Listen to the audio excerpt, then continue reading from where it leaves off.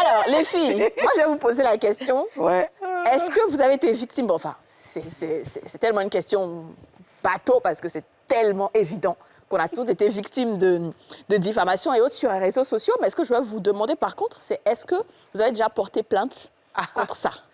Alors, moi, j'ai pas été victime de diffamation, mais d'usurpation d'identité. Oui. À l'époque, il y a à peu près 10 ans de cela, où on utilisait mes images pour se faisait passer pour moi, pour escroquer, comme on dit, les Blancs en Europe. C'est ça. Donc, à l'époque, il n'y avait pas encore la PLCC. J'ai porté plainte à la PJ. C'était la PJ qui s'occupait de ce dossier-là. Et bon, on a mis la main sur un jeune, mais bon, qui était un peu handicapé, qui était un jeune écolier, il était collégien même. Et bien sûr, la famille est venue demander pardon, etc. Donc, j'ai laissé tomber parce que ce n'était pas le maillon fort, en fait, de l'histoire. Mais c'était un réseau, en fait, qui a été... un réseau de brouteurs qui existe toujours, mais je pense de moins en moins, étant donné que maintenant, entre il y a 10 ans et maintenant, ma popularité a évolué. Donc, on a un peu de mal à utiliser mon image, mais ça reste toujours d'actualité, quoi. Je suis d'accord. Dis-nous, DJ. Moi, ni l'un ni l'autre. Hein. Je n'ai jamais été victime de diffamation ni porté plainte contre qui que ce soit par rapport à peut-être un commentaire ou ce genre de choses-là. Non, je suis encore sous la... J'ai encore les bonnes grâces, hein, heureusement. J'espère que ça ne va pas changer. Mon cher, ça, il faut laisser ça. Non, mais je pense que les gens savent plus ou moins que personne n'est prêt à se laisser faire. Si vous racontez des choses qui ne sont pas vraies, c'est sûr, je vais vous poursuivre. Ça, il n'y a même pas, c'est même pas une question à se poser, donc voilà. Peut-être tu leur fais peur, comme si tu es carré, ils ont peur de... Il y a intérêt. C'est l'éducation, quoi. Il y a intérêt. C'est ça, il y a intérêt. Dis-nous, Yasmina. Pourquoi ça a porté mon chapeau? Tellement qu'il suis dépassé par ce qui m'arrive souvent. C'est le casque de bouclier de la méchanceté. Tous les jours que Dieu fait un sur moi. Mais, au fait, quand on prend les propos de notre émission, qu'on va mettre sur les réseaux et puis qu'on sort du contexte... Ça pousse les gens à nous insulter, à dire des méchantes choses. Des fois, bon, ça passe. Mais quand tu vois quelqu'un qui ne te connaît ni d'entendre, et puis qui t'insulte, qui te traite de prostituée, de mauvaise, des gros mots inimaginables, et souvent même qui insulte ta famille, moi, ce que je fais des captures d'écran. Je vais directement sur son profil, faire capture d'écran de sa photo, capture d'écran pour voir si c'est pas un avatar ou pas. Et puis, je garde. Donc, maintenant, aujourd'hui, je vais savoir comment est-ce que je peux faire toutes ces... Ils sont... C'est ça, exactement. Ah, exactement. D'accord, OK. Donc, alors, je vais peut-être commencer par... Est-ce que j'arrive chez elle? Kayline, vous vivez cela au quotidien. Est-ce que vous avez chaque fois des célébrités ou des personnes publiques, ou même des personnes lambda qui se plaignent chez vous, qui sont victimes? Quelles sont Tout à fait. Tout à fait. On en reçoit des tonnes de plaignants. On en reçoit au quotidien. Chaque jour, ça diffère. Et quand c'est comme ça, vous faites quoi? On leur donne la conduite à tenir. Et laquelle? Voilà, on leur donne la conduite à tenir. C'est laquelle? De se munir déjà de preuves. OK. Pour attester de leur dire. OK. On les oriente soit au niveau de la DITT, la Direction informatique des traces technologiques, ou soit au niveau de la PLCC, la police de lutte contre la cybercriminalité. C'est quoi la différence, en fait? C'est vrai, c'est ça. D'accord. Alors...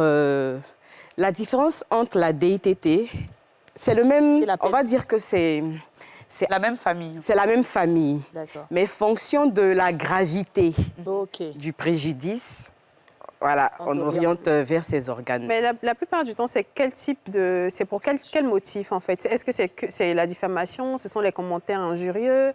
C'est quoi exactement? Commentaires injurieux, diffamation, voilà, ce genre de trucs. D'accord. Très bien. Ça englobe beaucoup de choses, au fait. La diffamation en elle-même englobe déjà...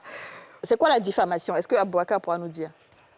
Ouais, la diffamation, c'est le fait, par exemple, de parler mal d'une personne sur sa vie privée, par exemple. Je dis que Yasmine, par exemple... Elle dit qu'elle a déviégé à 27 ans. Voilà. Bon, ça, c'est Yasmine qui l'a dit. Ça m'a bouche, j'ai dit. Ou bien dire que Yasmine, je viens de supprendre Yasmine qui se prostitue à la rue Princesse de Yopougon. OK, d'accord. Sur la vie privée. D'accord.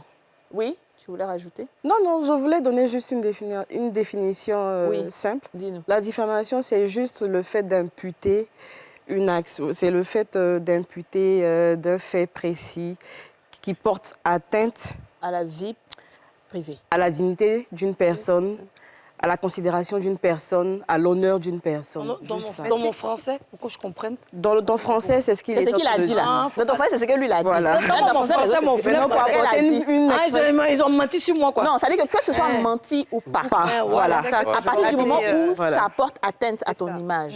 Ça veut dire que, par exemple, si je prends un exemple, si une personne est sortie avec un monsieur, que ce soit vrai ou pas, à partir du moment où on vient mettre ça sur les réseaux sociaux, c'est une diffamation. C'est ça? La diffamation peut être publique et non publique. Comment ça? Expliquez-nous bien, on ne comprend pas. Je vais laisser En le fait, juriste. Voilà, dis-nous le Voilà, parce que ça, c'est son terrain. C'est lui imputer un fait qui n'est pas vrai. Ah, De sorte à ternir son image. OK, mais ici, c'est vrai. Si c'est vrai, en ce moment, ça peut prendre la forme de révélation de secrets ou d'informations ou d'atteinte à la vie privée.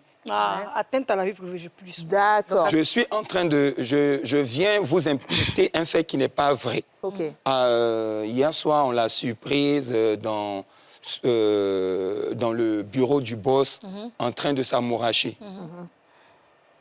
La nouvelle se répand. Mais on se rend compte que ce n'est pas vrai. OK.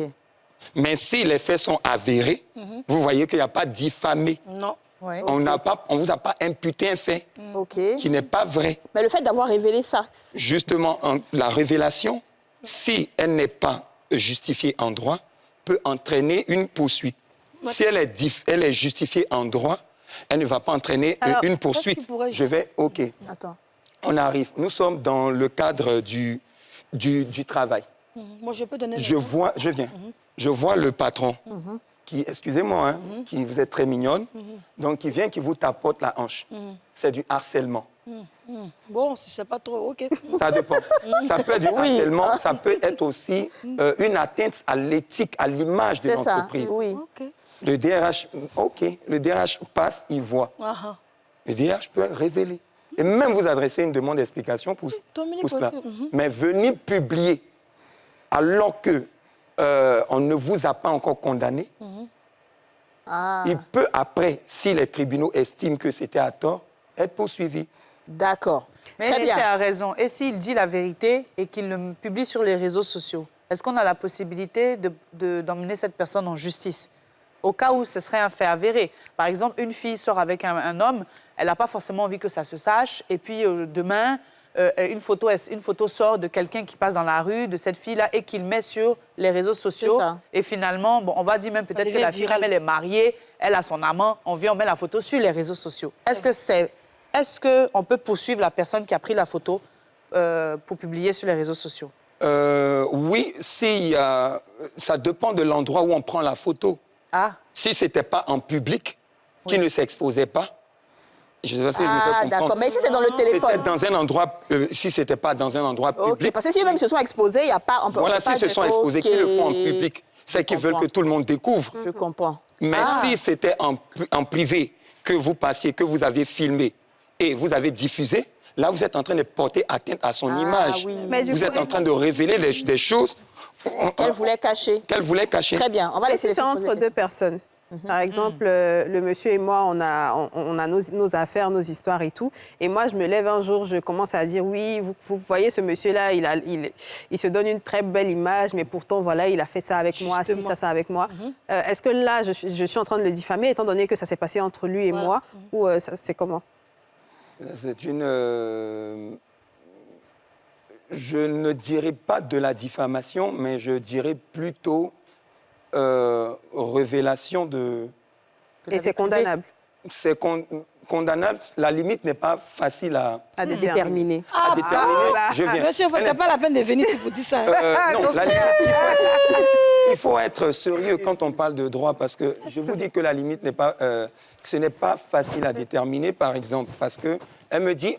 Elle a eu peut-être commerce. Bon, je ne sais pas de quoi il s'agit. On a eu des affaires. Je suis sortie avec un gars. Voilà. Et puis maintenant, le gars, je ne veux plus de lui. Oui. Parce que c'est un gars, il aime courir derrière les femmes mariées qui ont des biens. Très bien. Donc, je l'ai libéré. Et la femme pense qu'elle m'a rasé parce qu'elle a fait un médicament. Au moins, c'est moi, il est libéré. Non, ce jeune-là, il s'arrête sur les réseaux et il gâte mon nom. Je suis sortie à toi. Voilà ce que tu m'as fait. Voilà. Tu es sorti à cause de l'argent, tu m'as laissé. À cause de l'argent, tu ne devrais pas me faire ça. Un gars comme ça, un malhonnête comme ça, on fait quoi de lui? En ce moment-là, ici, moi, je dirais qu'il y a juste atteinte à la vie privée. À votre image. Donc, que dois-je faire? Donc, qu'est-ce qu'il faut faire? Vous pouvez porter plainte. Et la suite, ça serait quoi? Ce sera une action civile, déjà. Une action civile, c'est-à-dire, vous pouvez demander des dommages et intérêts. Mais il peut pas aller en prison. Un gars qui n'a rien qui doit chez femme, il va quoi? Il peut pas aller en prison. Il peut pas aller en prison? Pour qu'il aille en prison, par exemple, s'il a diffusé ça via les réseaux sociaux, via les systèmes d'information. Justement. En ce moment-là, il va tomber sous le coup de la loi sur la cybercriminalité. Ah, bravo, on a Maintenant, tout ça. maintenant, moi, j'ai une autre... Donc, en fait, devant un fait, on peut poursuivre quelqu'un au civil et au pénal. Le civil n'envoie pas la personne, l'auteur en prison. Le pénal envoie la personne en prison. Mais nous, c'est prison là. Maintenant, moi, j'ai une autre question rapidement. Ouais, dis-nous. C'est le fait que, bon, on constate aujourd'hui avec WhatsApp ou même les téléphones que tu peux discuter avec quelqu'un et puis la personne enregistre. Sans ton consentement, la personne enregistre et puis vers la fin, un jour, tu te fâches avec la personne sort les notes vocales ou bien les enregistrements sur Internet. Ouais. À ce moment-là, quelle action on peut porter? Quel est ce type d'action que la personne a fait et puis qu'est-ce qu'on peut faire pour OK. Dans ce que vous êtes en train de dire, il y a deux choses. Il y a l'aspect civil et il y a l'aspect pénal.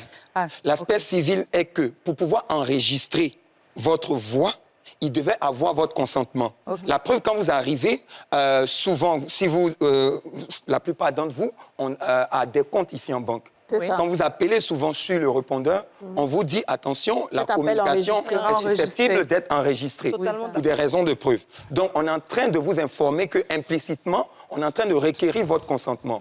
Donc, quiconque vient à vous enregistrer doit au préalable prendre le soin de vous dire cette personne est en train de doit vous dire qu'elle est en train de vous enregistrer. Si elle ne le fait pas, elle est en train de violer votre consentement. Donc, elle est en train de prendre de vous quelque chose qu'elle n'a pas le droit d'exploiter.